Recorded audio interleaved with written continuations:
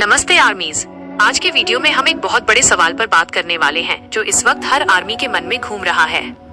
हम सब जानते हैं कि बीटीएस का नया एल्बम कितना बड़ा ग्लोबल हिट साबित हुआ है और उनका अरेरांग वर्ल्ड टूर पूरी दुनिया में तहलका मचा रहा है। लेकिन इसके बावजूद इस बार बीटीएस ग्रैमी अवार्ड्स का हिस्सा क्यों नहीं बन रहा है? क्यों उन्होंने न तो वहाँ परफॉर्म किया और न ही शो को अटेंड किया? आज बीटीएस के सातों मेंबर्स ने अपने अपने सोशल मीडिया अकाउंट्स पर एक जैसी स्टोरी पोस्ट की। सातों मेंबर्स ने एक ही बात कही कि उन्होंने मिलकर ये फैसला किया है कि वे इस बार ग्रैमी शो को अटेंड नहीं करेंगे और न ही वहाँ कोई परफॉर्मेंस देंगे। मेंबर्स की इस स्टोरी के आते ही पूरी आर्मी कम्युनिटी में यह बात हवा की तरह फैल गई। जैसे ही बीटीएस ने अपना ये फैसला सुनाया, दुनिया भर की आर्मीज ने उनका पूरा समर्थन किया। आर्मीज का कहना है कि बीटीएस जो भी फैसला लेगा वे हमेशा उनके साथ खड़े रहेंगे।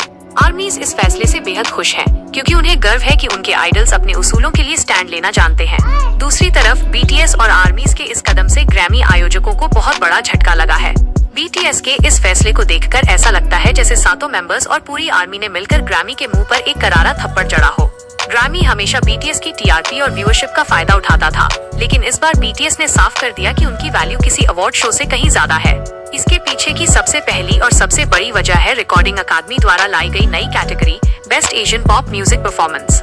जब ग्रैमी ने इस नई श्रेणी की घोषणा की तो बीटीएस के सातों मेंबर्स ने इसके खिलाफ एक कड़ा स्टैंड लिया। उनका मानना है कि संगीत को किसी क्षेत्र, देश या भाषा के दायरे में नहीं बांटा जाना चाहिए। बीटीएस का हमेशा से यह सपना रहा है कि एशियाई कलाकारों को मुख्य धारा के संगीत के बराबर माना जाए, न कि उनके लिए एक अलग कैटेगरी बनाकर उन्हें बाकी मेनस्ट्रीम अवार्ड से अलग कर दिया जाए। इसी विरोध के चलते बीटीएस और उनकी एजेंसी HYBE ने अपना संगीत ग्रैमी में सबमिट ही नहीं किया। जब गाना सबमिट ही नहीं हुआ तो नॉमिनेशन और परफॉर्मेंस का सवाल ही नहीं उठता। दूसरा कारण है उनका पूरी तरह से पैक्ड और व्यस्त शेड्यूल।